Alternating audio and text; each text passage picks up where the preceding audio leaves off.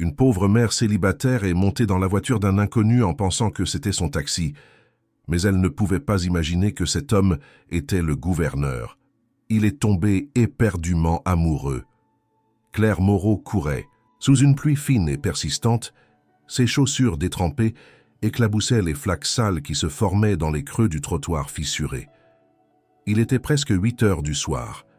L'air était glacé et le vent cinglait les joues avec la rudesse des hivers lyonnais. Son uniforme d'aide-soignante lui collait à la peau et sa chevelure châtain d'ordinaire soigneusement attachée pendait en mèches humides sur ses épaules.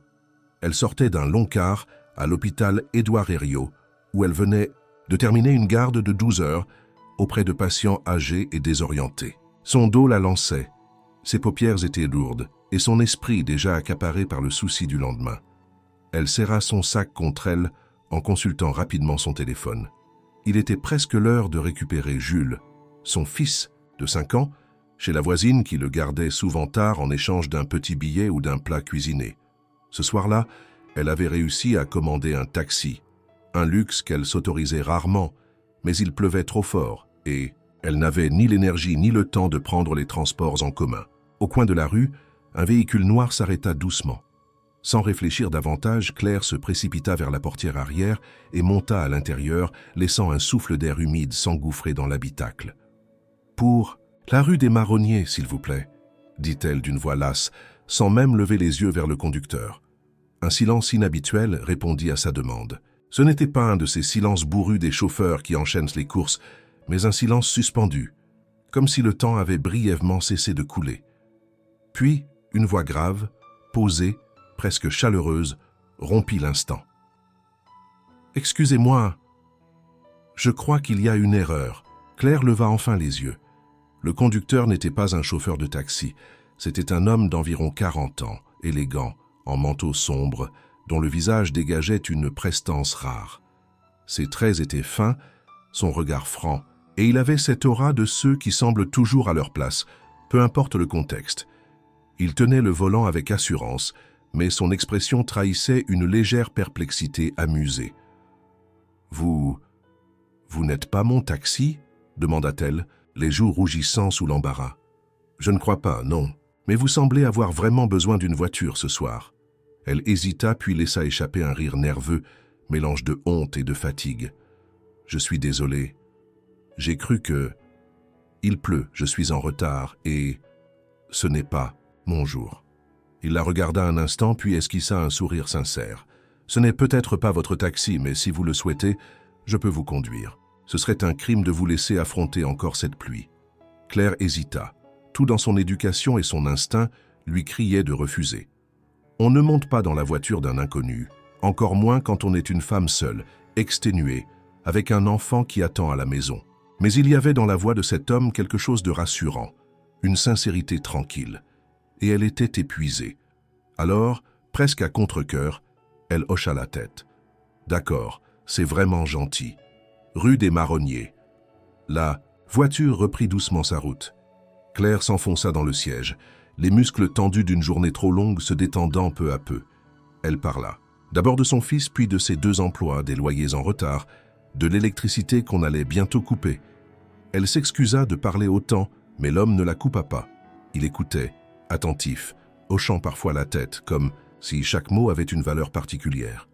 Il ne posa pas de questions indiscrètes, il ne donna pas de conseils, il écoutait, simplement. Lorsqu'ils arrivèrent devant l'immeuble défraîchi où elle vivait, Claire murmura un remerciement. « Merci, monsieur. Je ne sais même pas votre nom. »« Ce n'est pas important, » répondit-il avec un sourire énigmatique. Elle descendit. Il la regarda refermer la portière, puis son regard se posa une dernière fois sur elle, à travers la vitre. Un regard qu'elle n'arrivait pas à déchiffrer, ni condescendant, ni intéressé. Un regard humain, profond, troublant. Lorsque la voiture disparut au bout de la rue, avalée par la brume et la pluie, Claire resta un instant figée. Quelque chose en elle avait changé sans qu'elle puisse dire quoi. Elle monta les escaliers 4 à 4 pour embrasser Jules, sans savoir que cette erreur, ce geste d'abandon passager, allait bouleverser le cours entier de sa vie. Elle venait de croiser un destin qu'aucun hasard ne pouvait expliquer. Le lendemain matin, La lumière grise perçait à peine à travers les rideaux usés de l'appartement. Claire se réveilla en sursaut, le visage encore imprimé par l'oreiller et le corps endolori d'avoir dormi sur le canapé, laissant le lit à Jules qui avait fait un cauchemar pendant la nuit. Elle se leva précipitamment, prépara un petit déjeuner rapide, pain grillé et lait tiède, habilla son fils et l'embrassa tendrement avant de le déposer à l'école maternelle du quartier. Son deuxième emploi l'attendait. Quelques heures de ménage dans un cabinet d'avocat, payé au noir mais toujours mieux que rien. Alors qu'elle marchait d'un pas vif, le souvenir de la veille refit surface avec une clarté troublante. Elle revit la silhouette du conducteur, sa voix posée et surtout ce regard final à travers la vitre. Ce regard l'avait suivie toute la nuit, sans qu'elle puisse en expliquer la raison. Il ne ressemblait à aucun autre homme qu'elle avait rencontré. Il n'avait pas tenté de la séduire ni de la juger. Il n'avait même pas semblé gêné par sa fatigue, sa tenue trempée, son débit de parole précipité. Au contraire, il avait accueilli sa détresse avec une bienveillance silencieuse. Elle n'avait pas osé parler de lui à la voisine, ni aux collègues de l'hôpital. À quoi bon? Elle ne connaissait même pas son nom, et leur rencontre n'était probablement qu'un croisement furtif entre deux solitudes. Mais l'image de cet homme restait vive, sa chemise blanche impeccable, son manteau bien coupé, son parfum discret, mais raffiné tout en lui dégageait une élégance rare. Pas une de ces élégances apprises ou affectées, non, une élégance naturelle, née de l'habitude du pouvoir ou du respect. Claire n'en doutait pas, cet homme n'était pas un simple passant.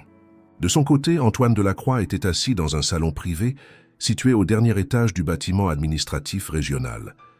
Il regardait fixement la grande baie vitrée, observant la ville sous la bruine, son esprit ailleurs. Il n'avait parlé à personne de l'incident de la veille, pas même à son chef de cabinet. Il n'avait rien dit, parce qu'il n'était pas encore sûr de ce que cela représentait pour lui. Ce qu'il savait, en revanche, c'est qu'il n'avait pas prévu de prendre le volant ce soir-là. Son chauffeur habituel était tombé malade, et dans un élan d'indépendance qu'il n'avait pas connu depuis des années, il avait décidé de conduire lui-même après une réunion annulée. Il n'avait pas imaginé que ce détour banal par le quartier de Guillotière deviendrait un souvenir obsédant. Il n'avait pas arrêté de penser à cette jeune femme qui s'était installée dans sa voiture sans réfléchir. Elle n'avait pas reconnu son visage, ce qui l'avait d'abord surpris. Elle l'avait regardé droit dans les yeux, sans filtre, sans stratégie, sans masque.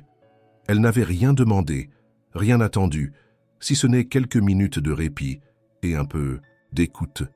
Et il l'avait écoutée. Plus qu'il ne l'avait fait avec n'importe quel conseiller, journaliste ou électeur depuis des années. Elle s'appelait Claire. Il en était presque certain. Elle avait prononcé ce prénom quand elle avait parlé d'un appel de la directrice de l'école de Jules. Jules, son petit garçon. C'était tout ce qu'il savait d'elle. Un prénom, un quartier, une voix. Claire, de son côté, avait repris le travail comme si de rien n'était. Mais quelque chose en elle s'était fissuré. Une faille douce, fragile, comme l'ouverture d'une porte vers un monde auquel elle n'avait jamais eu accès. Pas de l'amour, non, pas encore. Mais une curiosité insidieuse, le genre qui s'installe dans les replis de l'âme. Plus tard, assise dans la salle de repos, elle fixa l'écran de la petite télévision suspendue au mur. Un journal régional diffusait un sujet sur la réforme du logement social. Le visage du gouverneur régional apparut, serein, confiant, prononçant des mots mesurés avec une assurance calculée. Claire se figea. Ce regard, ce sourire discret, cette voix. Son cœur fit un bond. C'était lui, le conducteur de la veille, celui qu'elle avait inondé de ses peines, croyant ne jamais le revoir. Celui qu'elle avait remercié à la hâte, sans savoir qu'elle s'adressait à Antoine Delacroix, le plus jeune gouverneur régional que la région Auvergne-Rhône-Alpes ait connu. Elle posa lentement sa tasse. Autour d'elle, personne ne semblait remarquer son trouble. Elle se leva, sortit discrètement et s'adossa au mur du couloir désert. Elle venait de comprendre que l'homme au volant n'était pas n'importe qui. Et si lui aussi l'avait remarqué, que ferait-il? Rien probablement. Un homme comme lui ne regarde pas deux fois une femme comme elle. Mais ce regard-là n'était pas ordinaire. La révélation laissa Claire comme suspendue dans le temps. Debout dans le couloir froid de l'hôpital, elle tentait de reprendre son souffle, le dos contre le mur et les mains tremblantes. Elle revoyait l'écran, l'image figée du gouverneur Antoine Delacroix, Son sourire calme, cette voix qu'elle connaissait maintenant trop bien. Elle aurait pu croire à une coïncidence si les détails n'avaient pas été aussi précis. La courbe de ses sourcils, la lumière dans ses yeux, même la manière de tourner légèrement la tête en parlant. C'était lui. Il n'y avait aucun doute. Mais alors pourquoi conduisait-il seul dans un quartier populaire un soir de pluie? Pourquoi l'avait-il laissé monter sans rien dire, sans révéler son identité? Plus encore, pourquoi avait-il pris le temps de l'écouter? Un homme comme lui, figure politique respectée, toujours entouré de gardes du corps, de journalistes, de responsabilités, n'avait rien à faire à la lisière de son monde à elle. Et pourtant, il y était. Et il l'avait vu. Tout au long. De la journée, entre les chambres à désinfecter et les couloirs à nettoyer, son esprit restait ailleurs. Elle répétait mentalement chaque instant passé dans cette voiture, chaque mot échangé, chaque silence. Avait-elle dit quelque chose de déplacé? Avait-elle trop parlé de ses difficultés? Avait-elle laissé transparaître sa détresse, au point de paraître pathétique? Elle ne savait plus. Une chose était certaine, elle ne pourrait plus effacer ce souvenir. De son côté, Antoine Delacroix avait rejoint son bureau, où un amas de dossiers l'attendait. Mais pour une fois, ni la réforme du transport régional, ni les chiffres du prochain budget ne parvenaient à capter son attention. Depuis qu'il était rentré chez lui la veille, il ne pensait qu'à cette femme. Il avait vu en elle quelque chose de brut, de vrai, un éclat de vie que les salons politiques avaient depuis longtemps fait disparaître de son quotidien. Elle ne savait pas qui il était, et c'était précisément ce qui l'avait touché. Elle ne cherchait rien. Elle ne calculait rien. Elle parlait avec ses tripes, avec ce naturel que l'on perd dans les sphères du pouvoir. Il n'avait pas prévu de la revoir. Pourtant, une fois dans son bureau, son instinct le poussa à agir. Il appela discrètement Hugo, son directeur de cabinet, et lui demanda un service inhabituel. « J'ai croisé une femme hier soir, par hasard. Je ne connais pas son nom, mais elle habite dans le quartier de la Guillotière, à un enfant nommé Jules, probablement 5 ou 6 ans. Je veux savoir qui elle est. » Hugo ne posa pas de questions. Il était de ceux qui comprenaient sans qu'on correct à expliquer. Et il savait que lorsque le gouverneur demandait une information de façon aussi précise et sobre, ce n'était jamais un caprice. Pendant ce temps, Claire luttait contre ses pensées. Elle voulait oublier cette histoire. Elle voulait se convaincre que ce n'était rien, qu'elle l'avait simplement reconnu comme on reconnaît un acteur croisé dans la rue. Mais plus elle essayait de le sortir de son esprit, plus il y revenait avec force. Ce soir-là, alors, qu'elle rentrait chez elle, les bras chargés de provisions bon marché, elle prit un détour. Elle passa devant le petit square où Jules aimait jouer, puis marcha sans but dans les rues du quartier, la tête ailleurs. Elle regardait les voitures passer, se demandant si l'une d'elles pouvait être la sienne. Elle se sentit ridicule. De l'autre côté de la ville, dans un bâtiment discret appartenant à l'administration régionale, une assistante terminait une recherche. Elle avait identifié une mère célibataire du quartier concerné, avec un enfant prénommé Jules, inscrit dans une école maternelle publique. L'adresse était modeste, mais les éléments concordaient. Hugo transmit l'information sans commentaire. Le lendemain, Antoine reçut une fiche contenant un nom, une adresse et une brève description. Claire Moreau, 29 ans, aide-soignante, 2 emplois, vit seule avec son fils, pas d'antécédents judiciaires, aucun dossier de demande, d'aide sociale actif, une femme invisible aux yeux du système, mais que lui, en l'espace d'un instant, n'avait pas pu oublier. Il resta longtemps à fixer cette feuille. Il aurait pu la déchirer. Il aurait pu passer à autre chose. Mais quelque chose profondément enraciné en lui l'en empêchait. Ce n'était pas de la curiosité, ce n'était pas de la pitié. C'était une forme de respect, mêlée à un élan qu'il n'avait pas ressenti depuis longtemps. Il rangea la fiche dans le tiroir de son bureau, puis se leva. Il savait désormais qu'elle s'appelait Claire. Et malgré toutes les raisons de garder ses distances, il savait aussi que cette histoire, inattendue et insensée, ne faisait que commencer. Antoine Delacroix n'était pas homme à agir sous l'impulsion. Toute sa carrière politique s'était bâtie sur la maîtrise, la stratégie, l'écoute feutrée plus que le geste brusque. Pourtant, depuis que Claire Moreau avait ouvert la portière de sa voiture ce soir pluvieux, quelque chose en lui avait glissé. Il pensait à elle à des moments incongrus, au milieu d'une réunion avec des industriels, en lisant les notes d'un rapport sur les infrastructures, même en préparant son café matinal. C'était comme si un battement étrange s'était immiscé dans la régularité parfaite de sa vie. Il n'avait pas prévu de la revoir. Mais maintenant qu'il savait son nom, son adresse, il se surprenait à la visualiser dans son quotidien. Elle lui avait parlé de son fils, Jules, de son appartement étroit, de ses 2 emplois comme si elle lui confiait un secret banal et pourtant immense. Elle l'avait fait sans intention, sans savoir qui il était. Cette transparence l'avait bouleversé plus qu'il ne l'aurait admis. Antoine, cependant, savait que ses gestes ne passaient jamais inaperçus. La moindre anomalie dans son emploi du temps soulevait des interrogations. Il devait avancer avec précaution. C'est pourquoi il n'envoya ni chauffeur ni assistant. Il confia à Hugo une mission discrète, se renseigner davantage sur Claire, mais sans attirer l'attention. Rien d'intrusif. Je veux juste savoir comment elle va, où elle en est, c'est tout. Et si quelqu'un pose des questions, tu leur diras que c'est un suivi de terrain sur les conditions de vie dans les quartiers prioritaires. C'est presque vrai. Hugo n'ajouta rien. Il connaissait assez bien Antoine pour comprendre que ce « presque vrai » dissimulait un trouble qu'aucune élection n'avait encore éveillé en lui. Pendant ce temps, Claire tentait de reprendre sa routine, mais rien ne semblait normal. Depuis la découverte, chaque fois qu'elle voyait un écran de télévision ou entendait le nom du gouverneur à la radio, son cœur battait plus fort. Elle ne parlait de rien à personne, pas même à la voisine qui gardait Jules. Elle gardait ce secret comme on garde une blessure trop récente, pas encore cicatrisée. Le soir, en rangeant les jouets de son fils, elle repensait à l'homme dans la voiture, non plus comme au gouverneur, mais comme à celui qui l'avait regardé avec attention. Elle n'avait rien vécu d'aussi sincère depuis longtemps. Et pourtant, elle se reprochait de lui accorder autant d'importance. C'était insensé, irréel. Un écart du réel qu'elle n'avait pas les moyens de prolonger. Quelques jours plus tard, dans une salle sombre de l'administration régionale, Hugo présenta son compte rendu. Claire travaillait toujours à l'hôpital, enchaînait avec ses heures de ménage et s'occupait seule de son fils. Elle avait quitté le lycée juste après la naissance de Jules.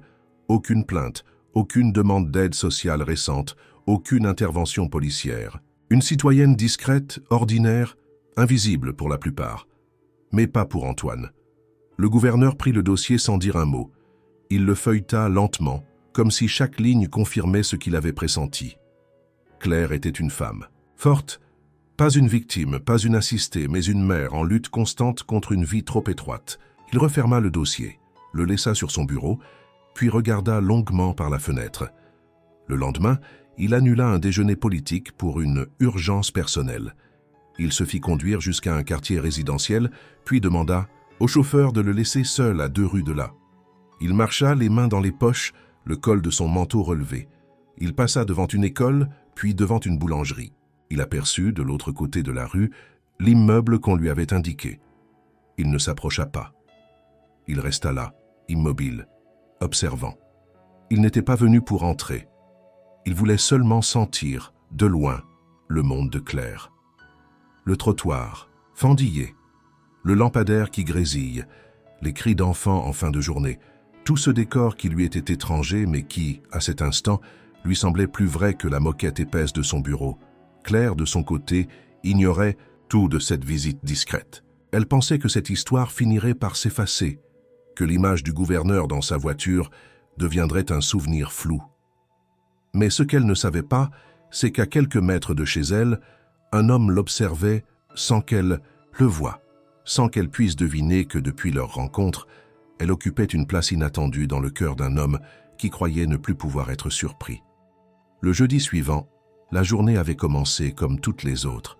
Claire avait réveillé Jules en douceur, l'avait aidé à enfiler ses habits, puis l'avait accompagné jusqu'à l'école malgré les bourrasques glaciales du matin.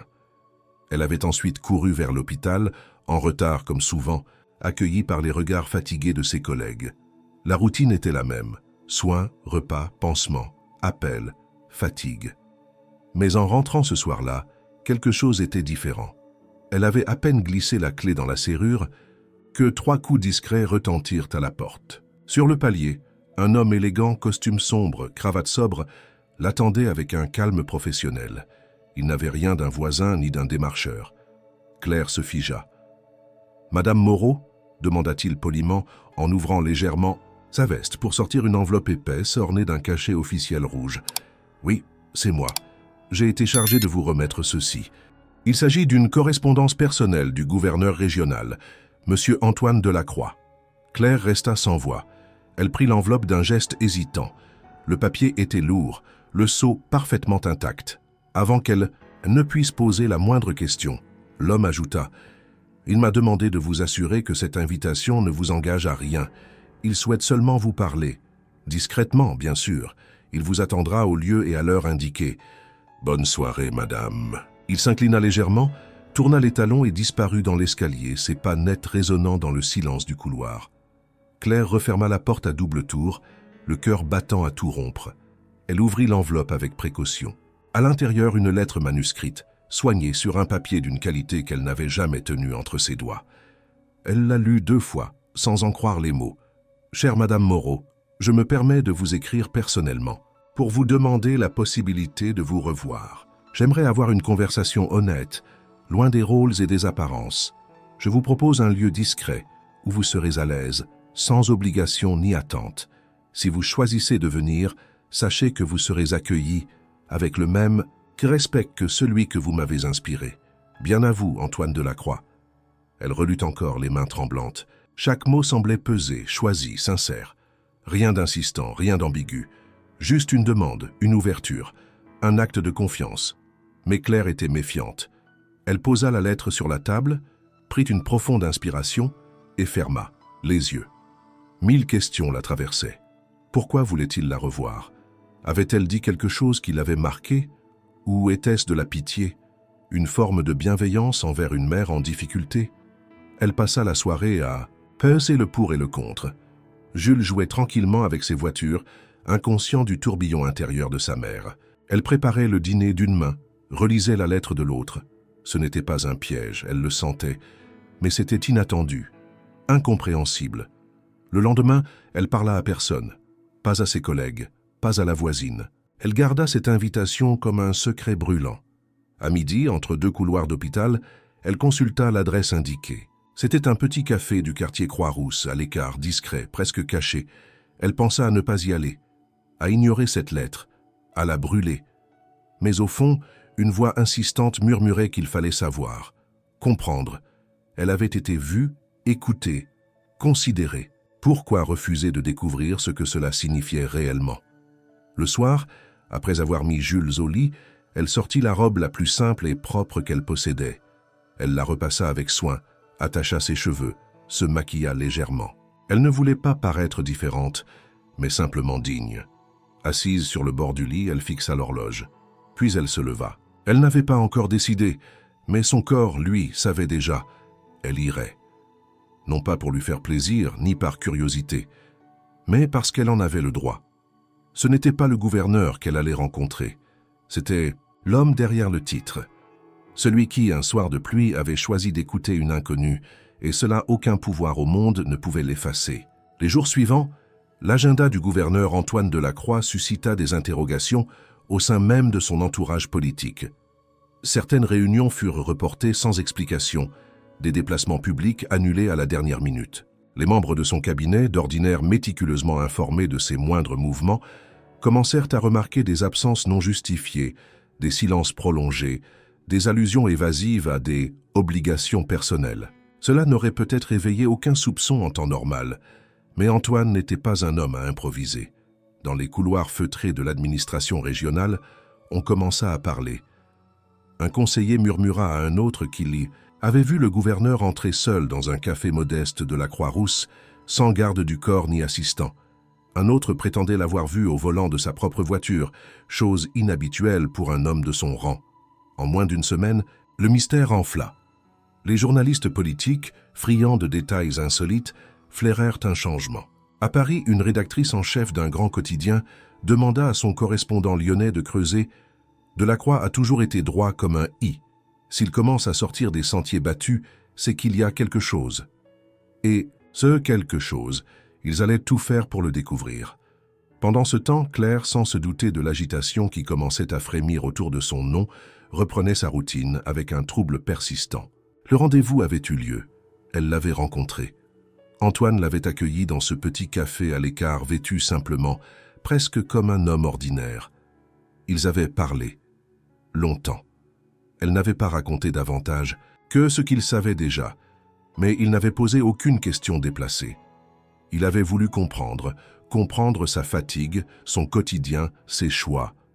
Et elle, malgré la méfiance initiale, avait fini par se laisser aller. Pour la première fois depuis des années, elle s'était sentie vue, mais elle n'en parla à personne. Ce moment lui appartenait. Un instant suspendu, à l'abri du jugement, du bruit du monde. Elle n'avait ni espoir ni projet. Elle ne cherchait rien. Elle avait simplement été écoutée. Et cela lui suffisait. Mais tout cela ne pouvait rester discret indéfiniment. Dans les jours qui suivirent, un photographe indépendant, habitué à traquer les visages connus dans les lieux inattendus, capta une image troublante. Le gouverneur sortant discrètement d'un quartier populaire de Lyon, le regard caché derrière des lunettes de soleil. La photo ne prouva rien, mais éveilla la curiosité. Pourquoi Delacroix se rendait-il seul dans ce secteur? Un blog politique reprit le cliché, accompagné d'un titre accrocheur. Le gouverneur a-t-il une vie secrète? Le bruit courut plus vite que prévu. Certains journaux évoquèrent une liaison, d'autres un projet humanitaire secret. Les hypothèses fleurirent sans fondement, mais l'essentiel était lancé. Quelque chose se tramait. Les rédactions commencèrent à chercher, à interroger, à recouper des informations. C'est ainsi que le nom de Claire Moreau apparut pour la première fois sur une note de journaliste. Un rédacteur local avait entendu parler d'une femme du quartier Guillotière que l'on avait vue en compagnie d'un homme bien habillé, montant dans une voiture noire. L'information, encore floue, fut transmise, vérifiée, puis discrètement archivée dans les fichiers d'investigation. Le nom ne signifiait encore rien. Mais il commençait à circuler. De son côté, Antoine n'était pas dupe. Il savait que le vent allait tourner. Il n'ignorait pas que chaque mouvement était surveillé, surtout depuis qu'il avait réduit sa présence médiatique. Mais il ne voulait pas reculer. Il n'avait encore rien décidé, mais chaque pas vers Claire le rendait plus certain. C'est d'une chose, il ne pouvait plus vivre uniquement pour l'image. La sincérité qu'il avait trouvée en elle valait plus que 1000 discours écrits par ses conseillers. Claire, elle, sentait vaguement que quelque chose se préparait. Ce n'était pas encore concret, juste des regards un peu plus insistants dans le quartier. Une amie de la voisine qui l'avait reconnue dans la rue et lui avait posé une question étrange. « Tu as rencontré quelqu'un, non? On dirait que tu rayonnes. » Claire avait souri, éludé, puis accéléré le pas. Elle voulait que rien ne change, mais les rumeurs déjà chuchotaient entre les murs, et bientôt, elles allaient crier. Claire arriva au café 15 minutes avant l'heure convenue. La pluie fine tombait à nouveau, comme si le destin voulait rappeler les circonstances de leur première rencontre. Elle avait choisi une tenue simple, une blouse crème et un pantalon sombre, le tout soigneusement repassé. Pas pour impressionner, mais pour se sentir digne. Le petit établissement, discret et chaleureux, dégageait une odeur de café moulu et de bois ciré.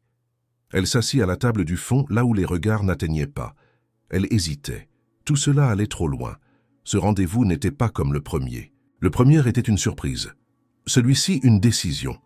Et cette décision lui coûtait déjà plus qu'elle ne l'aurait cru. Elle avait passé la nuit précédente à peser chaque possibilité. Pourquoi acceptait-elle de revoir un homme qui vivait dans un autre monde, qui appartenait à une sphère qu'elle ne comprenait pas? Un homme dont le nom commençait à siffler dans les couloirs de l'hôpital, dans la rue, même dans la cour de l'école. Quand Antoine entra, elle le reconnut aussitôt. Vêtu d'un manteau sombre et d'une écharpe anthracite, il balaya la pièce du regard et s'approcha d'un pas calme. Il n'y avait rien de spectaculaire dans son arrivée. Il n'était pas le gouverneur ici, juste un homme. « Bonjour Claire », dit-il simplement.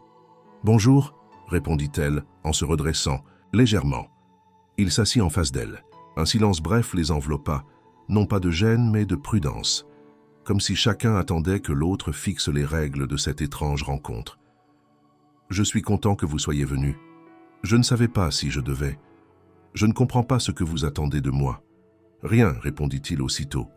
Je ne veux rien que vous ne soyez prête à donner. Je voulais seulement parler, vous revoir. » Elle le fixa. Il ne mentait pas. Son regard était franc, presque vulnérable. Elle se détendit légèrement. « Et maintenant que vous me revoyez, ça change quoi ?» Il esquissa un sourire. « Pour être honnête, je ne sais pas encore. Mais depuis que vous êtes monté dans ma voiture, je pense à vous. Pas de façon romantique, pas comme un caprice. Vous m'avez touché. Vous étiez vrai. Et ça, c'est rare. Claire baissa les yeux. Elle voulait lui répondre quelque chose de tranchant, de défensif. Mais elle ne trouvait rien. Il n'y avait pas de mensonge dans ses paroles. Seulement une sincérité inhabituelle, presque désarmante. Ils commandèrent 2 cafés. Le serveur, jeune et discret, ne sembla pas les reconnaître. Ou peut-être choisit-il simplement de ne pas réagir. Quoi qu'il en soit, la conversation reprit. Antoine parla peu de lui. Il évoqua sa femme décédée il y a 7 ans, un accident de voiture, une perte qu'il avait figée dans un rôle, dans une attente, dans un devoir. Il n'avait jamais su comment en sortir, jusqu'à Claire. Elle, à son tour, parla de Jules, de sa naissance inattendue, du père qui était parti avant même la première échographie, de la solitude, des nuits sans sommeil, des factures en retard, des petits bonheurs aussi, le rire de son fils, ses dessins, ses bras autour de son cou. À mesure que les mots se posaient entre eux, quelque chose changeait. Ils ne se découvraient pas comme 2 inconnus, mais comme 2 survivants de mondes opposés. Elle avait lutté pour ne pas sombrer, lui avait tout fait pour ne pas ressentir. Et à cet instant précis, dans ce café modeste, il se trouvait. Claire ne savait plus ce qu'elle ressentait. De l'admiration sûrement, une curiosité tendre, mais aussi de la peur. Peur de croire à quelque chose qu'elle ne pourrait pas garder. Peur de s'attacher à un homme qu'elle ne pourrait jamais avoir sans conséquence. « Vous savez que tout ça, ce n'est pas une bonne idée, dit-elle doucement. « Je sais, répondit-il, vous avez une vie publique. Moi, j'ai juste la survie. Peut-être que c'est justement ce que j'ai besoin d'apprendre, à vivre vraiment. » Elle le regarda longuement, puis elle se leva. Il se leva aussi. Elle ne le remercia pas, ne sourit pas. Elle ne lui fit aucune promesse. Mais en quittant le café, elle se retourna une dernière fois. Ce qu'elle lut dans ses yeux ne ressemblait pas à de la séduction. C'était une promesse silencieuse, celle de ne pas la faire souffrir, de ne pas fuir. Et dans son propre cœur, elle sentit naître, malgré elle, une chose qu'elle n'avait pas connue depuis des années, l'espoir. Le lendemain de leur rencontre, Claire retourna à sa routine, mais quelque chose en elle avait changé. Elle ne souriait pas, plus que d'habitude, ne se tenait pas différemment, mais son regard semblait porté ailleurs. Elle accomplissait ses tâches avec la même rigueur, mais un battement nouveau animait ses gestes. Pourtant, cette lueur intérieure n'échappa pas à tout le monde. À l'hôpital, une collègue lui glissa à voix basse pendant une pause. « Tu as l'air différente, Claire. Il se passe quelque chose ?» Claire secoua la tête, esquissa un sourire, mais ne répondit pas. Ce silence éveilla davantage de soupçons que n'importe quelle réponse. Elle ne savait pas encore que quelques rues plus loin, un cyclone silencieux commençait à se former. Du côté du cabinet du gouverneur, l'atmosphère se tendait. Plusieurs collaborateurs, d'ordinaire loyaux et discrets, commencèrent à exprimer leur malaise face au comportement imprévisible d'Antoine. Il avait décliné 2 réunions importantes avec des députés et refusé d'assister à une réception diplomatique prévue depuis des mois. Les rumeurs de presse s'étaient transformées en articles prudents mais percutants. Un titre fit son apparition sur la une d'un hebdomadaire politique. Delacroix, l'homme qui s'éloigne des ors du pouvoir. Une autre publication allait plus loin, évoquant une liaison avec une femme du peuple. Dans les couloirs du pouvoir, certains se disaient que le gouverneur avait perdu le sens des priorités. D'autres, plus cyniques, voyaient déjà un angle d'attaque politique. Il suffisait de peu pour faire basculer l'opinion publique. Un cliché, une phrase mal interprétée, un témoignage ambigu. Et déjà, certains journalistes tentaient de découvrir l'identité de la mystérieuse femme que Delacroix aurait fréquentée. L'étau se resserrait. Claire, de son côté, sentait les premiers signes de cette pression. 2 journalistes l'avaient abordée dans la rue sous prétexte d'un reportage sur les mères célibataires. Le ton trop gentil trahissait une intention dissimulée. Elle avait éludé les questions, mais l'angoisse s'était installée. Le soir même, elle avait trouvé une enveloppe glissée sous sa porte, un numéro de téléphone, sans signature, et un mot griffonné à la hâte, « Nous savons. Appelez si vous voulez que votre version soit entendue. » Elle froissa le papier sans y répondre. Mais une peur sourde s'éveillait, une peur qu'elle n'avait pas connue depuis longtemps, celle d'être exposée, jugée, détruite sans défense. Le lendemain, elle perdit son emploi de ménage dans le cabinet d'avocat. Le prétexte fut vague, difficulté de trésorerie, réduction de personnel, Elle comprit sans qu'on le lui dise que sa présence faisait désormais tache. Son nom circulait. Sa réalité, jusqu'alors ignorée, devenait gênante. Antoine apprit la nouvelle dans la soirée. Il était dans son bureau, seul, les volets fermés, la lampe allumée tard. Lorsque Hugo, son directeur de cabinet, lui remit un dossier contenant les premiers articles liés à Claire, il ne dit rien.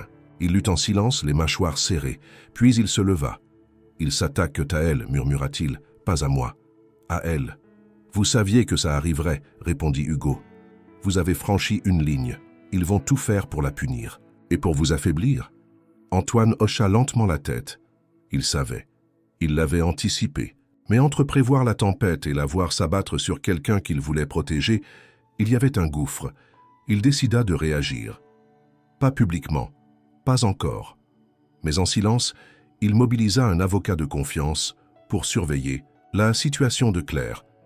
Il envoya discrètement une aide financière sous couvert anonyme pour compenser la perte de son deuxième emploi. Il savait qu'elle refuserait tout s'il le faisait à visage découvert. Mais il ne pouvait pas rester spectateur. Claire, elle, vivait désormais avec cette boule dans la gorge. Chaque matin était une épreuve. Jules avait déjà remarqué des regards différents à la sortie de l'école. Une mère d'élève l'avait toisé avant de murmurer quelque chose à l'oreille de son fils. Le soir même, Jules avait demandé à sa mère « Maman, c'est quoi une voleuse d'hommes riches ?» Claire avait eu le cœur brisé. Elle réalisa qu'elle ne pouvait pas continuer ainsi. Que cette relation, naissante aussi fragile soit-elle, avait un prix qu'elle n'était pas certaine de pouvoir payer. Elle n'avait pas les armes pour affronter la violence du monde d'Antoine. Et pourtant, dans le silence de ces nuits, quand Jules dormait et que la ville s'apaisait, elle pensait à lui, à ses mots, à sa sincérité, à ce qu'ils avaient partagé, même si ce n'était encore qu'un fil ténu. Mais combien de temps ce fil pourrait-il résister à la pression d'un monde entier décidé à le briser? L'averse s'était enfin dissipée, mais le ciel restait lourd, couvert de nuages qui semblaient figer le temps. Claire se tenait debout, devant la fenêtre de son salon exigu, observant les allées et venues dans la rue. Jules était chez un camarade de classe pour un goûter, et l'appartement, pour une fois, baignait dans un silence inhabituel. Ce silence lui permettait de réfléchir, et cela la terrifiait. Elle avait passé la nuit précédente à pleurer, non pas de tristesse, ni même de peur, mais de fatigue, une fatigue profonde, inaltérable, qui ne venait pas du corps, mais de l'âme. Elle avait vécu 5 années à survivre sans relâche, et aujourd'hui, au moment même où un espoir s'était présenté, le monde s'était acharné à lui arracher. Elle pensa à Antoine. Elle n'avait pas de nouvelles depuis 3 jours, et même si elle comprenait les raisons de son silence, elle sentait le vide croître en elle. Était-il en train de se protéger, ou simplement de se retirer? Elle ne lui en voudrait pas. Elle avait toujours su qu'un homme comme lui ne pouvait rester dans la vie d'une femme comme elle. Mais ce qu'elle n'avait pas prévu, c'était la douleur que cette idée provoquerait. Quand le téléphone sonna, elle sursauta. C'était un numéro privé. Elle hésita, puis décrocha. La voix à l'autre bout du fil était familière, grave, posée. « Claire, c'est moi. » Elle sentit son cœur se serrer. « Pourquoi tu m'appelles? Tu ne devrais pas. J'ai appris ce qu'il s'est passé. L'article, ton travail. Je suis désolée. » Elle resta silencieuse quelques secondes. Puis, d'une voix calme, elle répondit « Je t'avais prévenu. Ce n'est pas ma vie qui est trop petite pour toi. C'est la tienne qui est trop exposée pour moi. Je sais, mais je ne veux pas qu'on t'attaque à cause de moi. Je ne veux pas être la raison de ta douleur. » Un silence. Puis elle souffla. « Alors viens. Si tu veux vraiment comprendre ce que tu causes, viens. Viens voir ma vie, Antoine. Pas dans un café. Pas caché. Ici. Chez moi. » Il n'hésita pas. 2 heures plus tard, il frappa à sa porte. L'appartement de Claire était petit, modeste, mais rangé avec soin. Les murs portaient les marques du temps, les rideaux étaient usés, mais chaque détail trahissait une volonté de chaleur, d'équilibre. Antoine s'assit sur le canapé, observant les dessins de Jules accrochés au mur, les livres d'occasion entassés sur une étagère bancale. « Voilà, dit-elle, les bras croisés. C'est ici que je dors, que je pleure, que je ris aussi parfois. C'est ici que j'ai élevé un enfant seul, avec ce que j'avais sous la main. C'est petit, mais c'est ma vie. et je ne peux pas la déguiser. Il hocha lentement la tête. C'est chez toi. Et c'est plus vrai que tout ce que je vois depuis des années. Elle s'assit à son tour. Le silence s'installa moins pesant cette fois. Il semblait porter une paix nouvelle, comme un abri provisoire au tumulte extérieur. « Le père de Jules, murmura-t-elle. Il est parti quand j'étais enceinte de 3 mois. Il a dit qu'il n'était pas prêt. Il n'a jamais rappelé. J'ai tout fait seule. J'ai été forte parce que je n'avais pas le choix. Mais je ne suis pas invincible. » Antoine baissa les yeux, puis après quelques secondes, « Moi aussi j'ai perdu quelqu'un, ma femme. Il y a 7 ans, c'était un accident stupide. J'étais en déplacement. Je n'ai pas pu lui dire au revoir. Depuis, je n'ai jamais laissé personne s'approcher de moi. Leurs douleurs, si différentes, trouvèrent un écho. » Claire tendit lentement la main. Il la prit sans un mot. Ce geste simple, nu, sans défense, disait plus que tous les discours. Ils restèrent ainsi longtemps. Pas comme 2 amants, pas encore, mais comme 2 êtres écorchés, enfin trouvés. Quand Jules rentra, il trouva un homme dans le salon. Antoine se leva immédiatement, tendit la main. « Salut, Jules, je suis un ami de ta maman. » L'enfant le regarda avec méfiance. Claire, attentive, observa la scène. Puis, à sa grande surprise, Jules s'approcha et serra la main tendue. « Tu veux voir mes dessins ?» Antoine sourit, avec plaisir. Et Claire, debout dans l'embrasure de la porte, regarda son fils entraîner cet homme dans son univers, sans savoir que cette image si simple allait bientôt bouleverser bien plus que leurs 3 vies. La semaine suivante, Claire reçut un appel inattendu d'Antoine. Sa voix était posée, mais une tension discrète flottait derrière chaque mot. « Il y a un dîner diplomatique ce vendredi soir. Rien de très exposé, mais tout de même officiel. J'aimerais que tu viennes avec moi. » Discrètement, comme mon invité. Claire resta muette un instant. Ce n'était pas un simple rendez-vous. C'était une entrée, une exposition, un test. « Pourquoi moi? Pourquoi maintenant? » « Parce que je ne veux plus te cacher. Pas entièrement. Et parce que tu mérites d'être là autant que n'importe qui dans cette salle. » Elle hésita. L'idée de se retrouver au milieu de politiciens, d'ambassadeurs, de figures médiatiques la paralysait. Elle n'avait rien apporté qui conviendrait. Elle ne connaissait aucun de ces codes. Elle venait d'un monde où l'on se battait pour joindre les 2 bouts, pas pour serrer des mains autour d'une coupe de champagne. Mais la sincérité dans la voix d'Antoine fut plus forte. « Je n'ai pas de robe, » murmura-t-elle. « Laisse-moi m'en occuper. » Et il le fit. 2 jours plus tard, une styliste discrète lui apporta une robe noire sobre, élégante, taillée à sa mesure, accompagnée d'une paire de chaussures confortables. Claire tenta de refuser, mais au fond, elle savait qu'elle n'aurait pas cette chance 2 fois. Le soir du dîner, elle laissa Jules chez une amie de confiance. Devant le miroir fendu de sa salle de bain, elle se maquilla légèrement, attacha ses cheveux, inspira profondément. Lorsqu'Antoine vint la chercher, il lui glissa simplement « Tu es magnifique ». Elle n'avait jamais entendu ces mots sans se sentir jugée. Ce soir, elle les reçut comme une reconnaissance. Le lieu du dîner était un hôtel particulier, discret mais somptueux, en plein cœur de Lyon. À leur arrivée, Antoine prit soin de ne pas l'introduire à tous. Ils entrèrent ensemble, mais chacun savait déjà que ce geste, aussi subtil soit-il, était une déclaration silencieuse. Les regards fusèrent. Les chuchotements commencèrent. Claire sentit les premiers jugements dès qu'elle franchit le seuil. Certaines femmes la détaillaient des pieds à la tête, d'autres détournèrent le regard. Les hommes, eux, semblaient intrigués. Mais Antoine restait près d'elle, lui murmurant quelques noms, quelques sourires, quelques mots de réconfort. « Si tu veux partir à n'importe quel moment, dis-le-moi, souffla-t-il. » Mais Claire tenait bon. Elle était tendue, certes, mais droite. Elle ne voulait pas lui donner une raison de regretter. Le repas fut long, les discours ennuyeux, les protocoles rigides. Elle s'accrocha à ses gestes, à ses regards. Antoine, malgré tout, trouvait le moyen de lui sourire entre 2 conversations diplomatiques.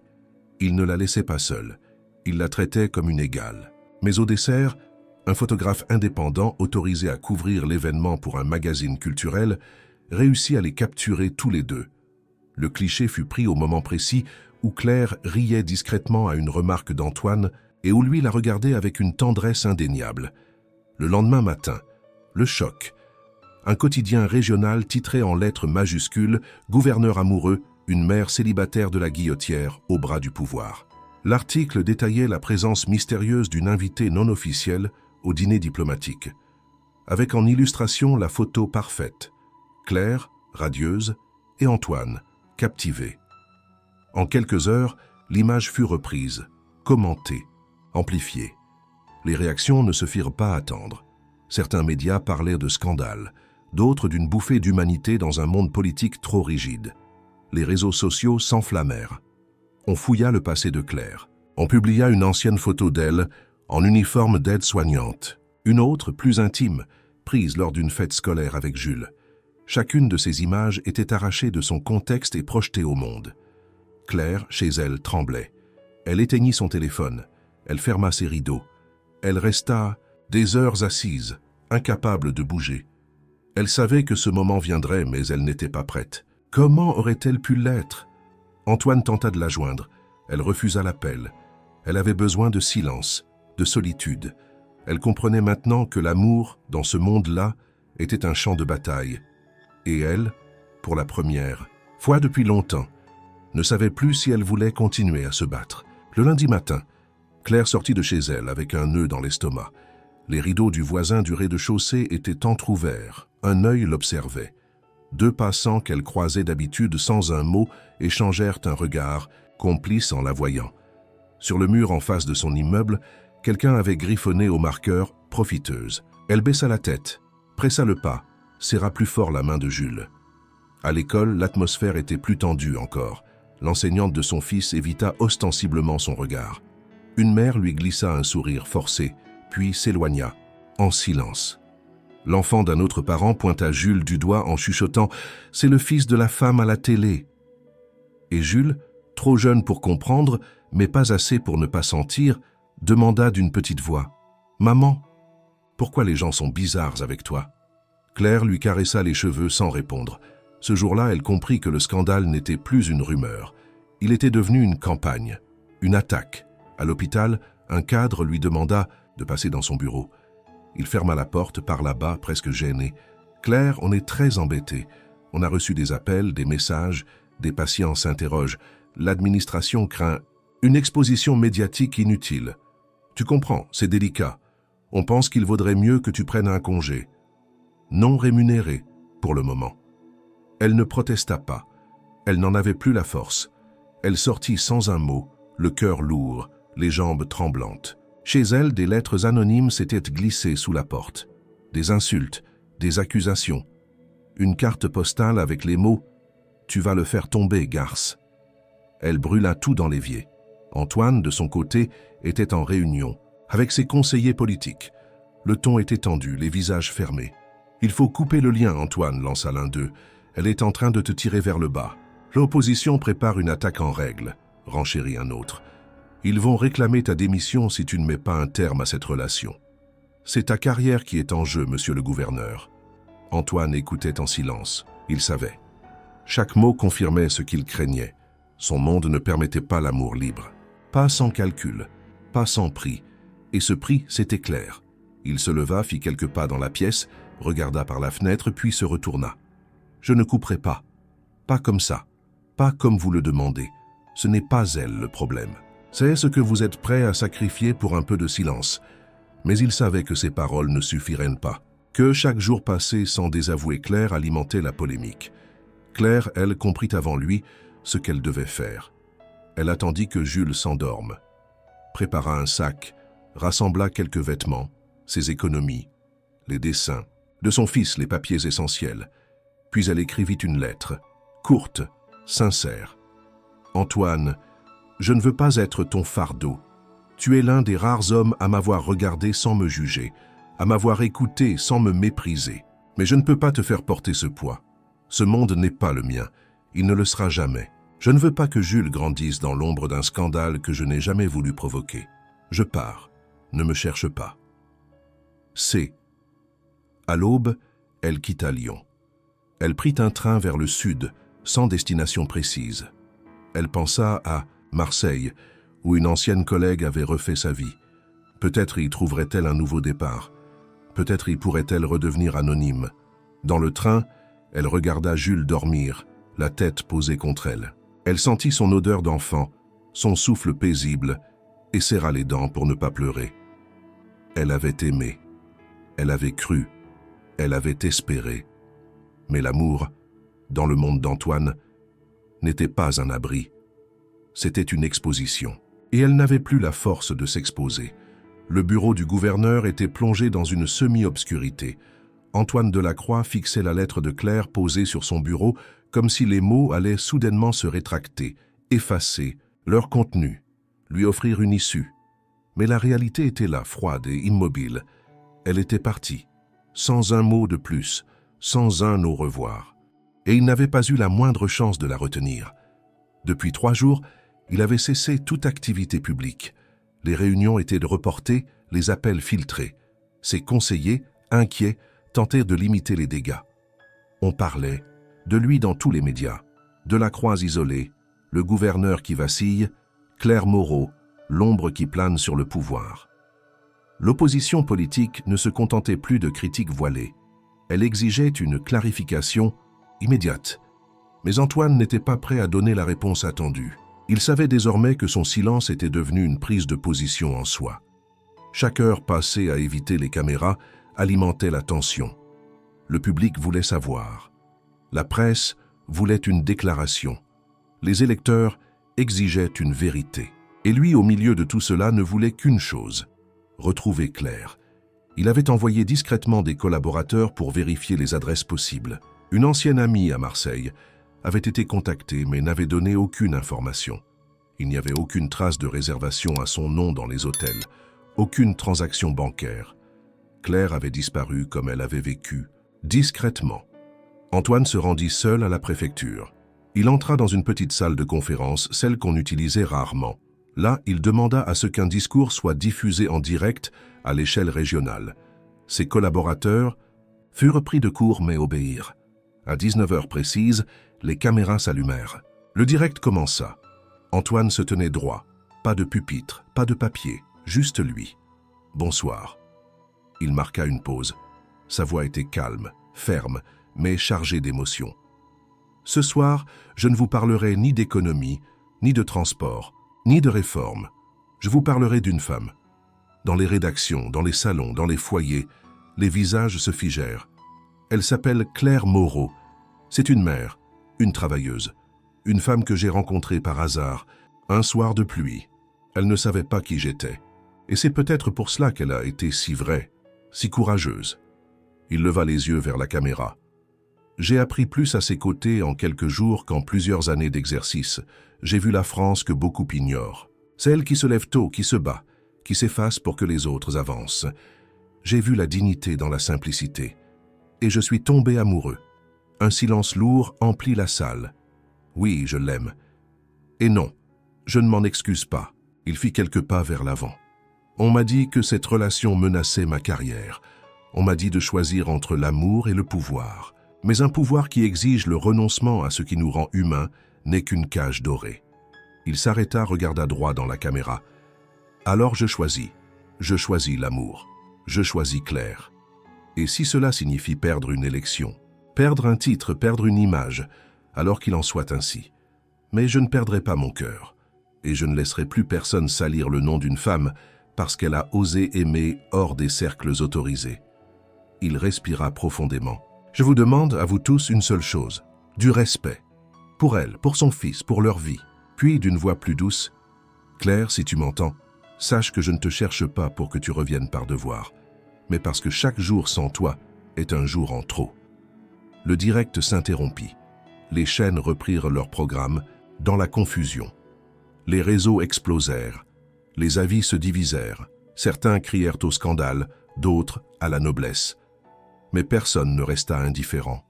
Claire, elle, regardait ce discours depuis une petite chambre à Marseille. Assise au bord d'un lit d'appoint, Jules dessinait sur le sol concentré, insouciant. Elle n'avait pas prévu de tomber sur le direct. C'est la propriétaire de l'appartement voisin qui avait crié à travers la cloison « Hé, allume la télé, c'est ton gouverneur. Qui parle de toi, là ?» Elle avait d'abord hésité, puis elle avait allumé. Et elle avait écouté. À mesure que les mots résonnaient, quelque chose en elle s'ouvrait à nouveau. Elle vit dans les yeux d'Antoine non pas un homme politique, mais un homme seul debout face au monde entier. prêt à tout perdre pour ne pas la perdre. Et alors que le discours s'achevait, son téléphone vibra. Un appel. Numéro inconnu. Elle décrocha. Une voix douce, féminine, dit simplement « Claire Moreau, il faut que vous sachiez... Antoine ne sait pas, mais j'ai une information. Vous devez l'entendre. » Et tout bascula. La voix au téléphone était calme, mais pressée, comme si chaque mot devait passer avant d'être interrompu. Claire, encore, bouleversée par le discours qu'elle venait d'entendre, s'efforçait de suivre. « Je m'appelle Justine, je travaille dans l'équipe de communication du gouverneur. J'ai vu votre lettre. Je sais que vous êtes parti pour le protéger, mais il y a quelque chose que vous ignorez. » Claire resta figée, le regard fixé sur Jules, toujours absorbé par ses dessins. « Quoi donc ? Il a refusé de publier le communiqué qu'on avait préparé. Un texte qui vous discréditait, qui rompait publiquement avec vous. Il a dit non. Il a dit que s'il devait perdre, il préférait que ce soit en disant la vérité. Et vous savez quoi? Il est prêt à tout abandonner. Mais il ne sait pas où vous êtes. » Claire serra le téléphone un peu plus fort. « Pourquoi me dire cela maintenant? Parce que je ne supporte plus de le voir dépérir. Il dort au bureau, il mange à peine. Il a tenu tête à tout le monde. À nous, à Paris, au ministre. Pour vous. Et je crois qu'il mérite de savoir que vous l'avez entendu. Et que vous êtes toujours en vie. » Claire resta un moment silencieuse.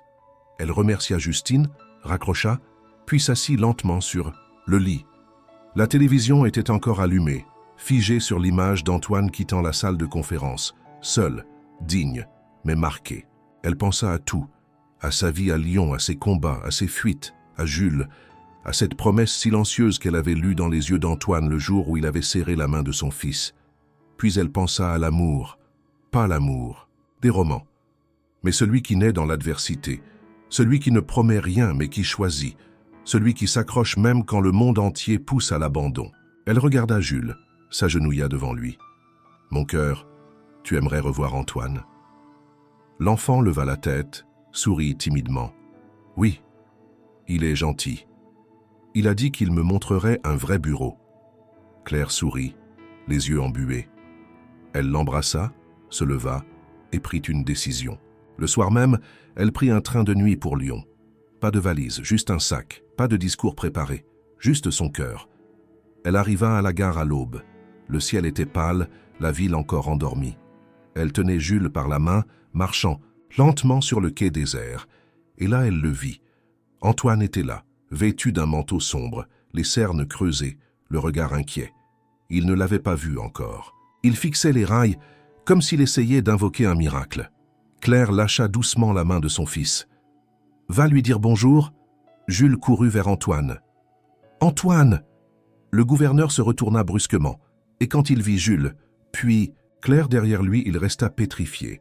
Son visage se transforma. L'émotion le submergea. Il s'agenouilla pour prendre l'enfant dans ses bras, puis se redressa lentement. Claire s'arrêta devant lui. Elle n'avait pas de mots, mais elle n'en avait pas besoin. Antoine tendit la main, hésitant. Claire la prit. Et dans ce geste simple, tout fut dit. Ils quittèrent la gare ensemble, sans garde du corps, sans déclaration. Ils n'avaient pas encore décidé de l'avenir. Ils n'avaient pas tracé de plan. Mais ils avaient choisi de ne plus fuir, de ne plus mentir. Dans les semaines qui suivirent, Antoine annonça qu'il prenait un congé politique indéfini. Il se retira de la vie publique, refusant les interviews, ignorant les critiques. Il s'installa avec Claire et Jules dans une maison modeste à la campagne, loin de Lyon, loin des projecteurs. La presse, un temps déchaînée, s'essouffla. L'opinion publique, d'abord divisée, se calma. Et peu à peu, l'histoire se transforma. D'un scandale, elle devint une légende, celle d'un homme de pouvoir tomber amoureux d'une femme, invisible. D'un gouverneur qui avait choisi de redevenir un homme. Un an plus tard, on les aperçut dans une petite librairie du Sud, main dans la main, Jules entre eux, feuilletant des albums illustrés. Personne ne les dérangea. Certains les reconnurent, mais aucun ne parla, car ce jour-là, ce n'était pas le gouverneur qui avait gagné. C'était l'homme, c'était l'amour. Et pour Claire, cela suffisait.